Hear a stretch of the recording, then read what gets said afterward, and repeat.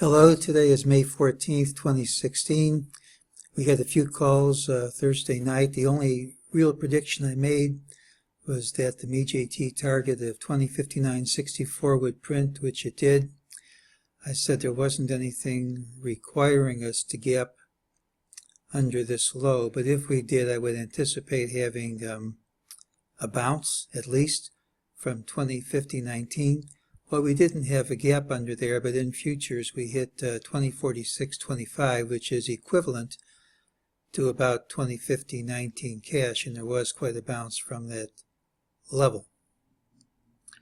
It's always nice when we get to cross one of our failed targets off the list. We still have a few from this year, and I expect to be able to cross them off before the year's over. That doesn't mean we're going to cross them off tomorrow or Monday. During the day, in the morning, MEJT said ultimately lower and higher prices would print. We got the lower prices first. System said there was a false move. Then we got the higher prices. System said there was a false move. It ended up kind of a wishy-washy morning with little change, which is the commonest occurrence when you get ultimate signals in opposite directions in the same pattern. In the afternoon, we got a sell signal that worked. The S means if the move is immediate, which it doesn't have to be. It was strong. It would have a tendency to be strong, and that happened. I should point out that when this sell signal printed, its target was satisfied immediately. We didn't really have to go any further down to obey all of the rules of the system. All the system says here is that if we drop, a retracement is not required. That doesn't mean we can't drop a lot. It just means the system can't be used alone. It's meant to be used in combination with other indicators. Well, how about Monday? Monday, actually, if we can hold these levels, and I think we will, looks pretty positive. We're dropping all day long. Can't hold on to this low. And it's particularly suspicious if you're a bear when you can't hold on to these lows on a Friday. You're not going to have retail customers coming in to buy when the market's tanking like this ahead of a long weekend, ahead of the weekend. So the assumption is you've got professionals who are, if not going long, at least refusing to sell at these prices.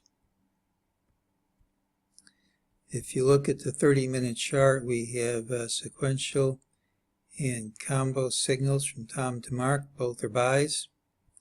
This is a TDST line, which gives some support, and there's also support from TDST lines and other time frames. All these point to higher prices Monday.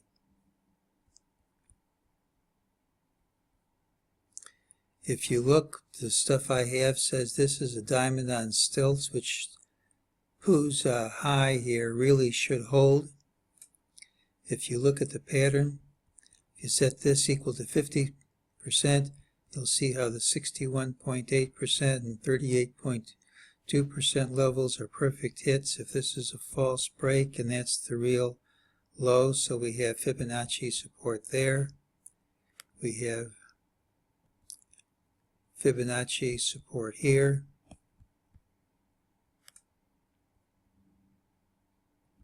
Here's a diamond on stilts, and if you set that at 50%, you've got Fibonacci support here.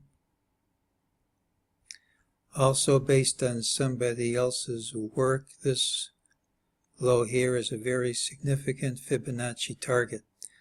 I think this low is going to hold, even though we don't have to have a gap up Monday. We should move up smartly from this low and have a very good chance of rallying all day long. If we gap under these lows, the whole prediction falls apart.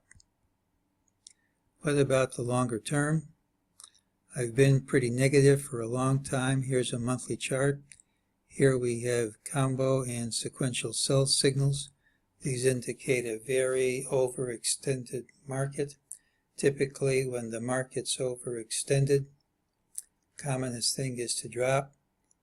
If you don't correct in terms of price, you can't correct in terms of time.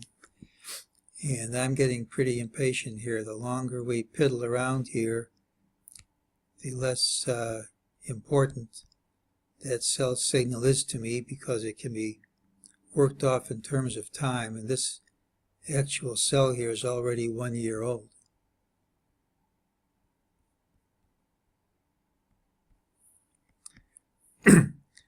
My main count is that that's wave 3, and I'm not an Elliott wave person, but that's wave 3, and that's ABC for a W.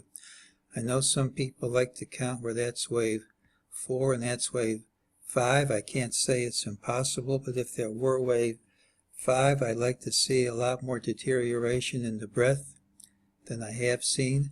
I still think this counts easier as 3 waves instead of 5. I know it's possible to count this as wave 5 down. I still think it counts easier as a 3. If I'm correct, we should have a rally Monday. At that point, correct under it and under these lows, and then go up again to complete the ABC. I do think that if this is a W and that's X, we're going to have a Y that comes down here in the 1800s, but that's a long cry from saying that's wave 5 and this is wave 1 down. It just doesn't look convincingly impulsive to me. The call for Monday is that this low holds. Well, this low should hold. This low should hold. We should move up smartly from the open and rally all day long. And as always, if we gap down instead, it kills the call. And that's today's call.